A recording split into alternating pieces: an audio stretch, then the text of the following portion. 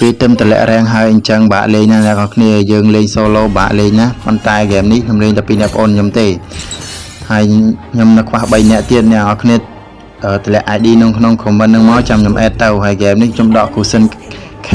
លេងឲ្យអ្នកនរគ្នាមើលអញ្ចឹងហើយប្អូនខ្ញុំលេងអា Luca ដូចអញ្ចឹងទៅណាហើយហ្គេមនេះខ្ញុំកាត់ឲ្យខ្លីៗចុះលក្ខណៈថាវីដេអូហ្នឹងវែងណាអ្នកនរគ្នាខ្ញុំកាត់ឲ្យខ្លីៗឲ្យកាត់ទៅកន្លែងណាសំខាន់ឲ្យអ្នកនរគ្នាមើលអញ្ចឹងណាតោះកាត់ទៅកន្លែងវាយគ្នាមកនេះអលីបានជាន់សុនមួយខៀលហើយក៏ដកវិញទៅឃើញ Ranger ក្នុង terrain នៅសល់ឈាម low ដែរដាក់អត់ដាច់ទេណាស្ទើរ damage ឥឡូវគូផ្លាយលោតចំហើយយកគេពួនចាំស៊ីកាណាដាក់កកមួយ15គាត់ដាច់តែម្ដងគេនេះគាត់ថលគ្នាយើងវាយគាត់ថលឥឡូវកាណាមកតារាគាត់ថលបានលើសសងសឹកគ្នាយើងហើយរកគ្នាគេសងសឹកវិញអ្នកគ្នា3នាក់ឥឡូវខ្ញុំម្នាក់នឹងធ្វើម៉េចឥឡូវដាក់កកមួយស៊ីកន្លែងជើមួយសិនដើរចេញសិននឹងដើរផុតអត់ផុតទេអើយកាណាដេញខ្ញុំមកកាណាដេញខ្ញុំមកអត់ងាប់យកមាន skill បាយវិញ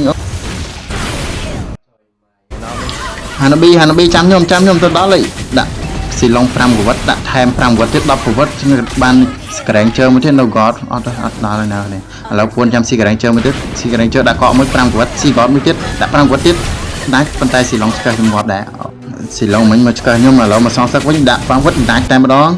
កន្លែងនេះដាក់10កវិតទៀតដាច់តែម្ដងទៀតវ៉ាវកប់សេរីយកហើយហ្គេមនេះក៏ចាប់តែត្រឹមណាស់អ្នកគ្នា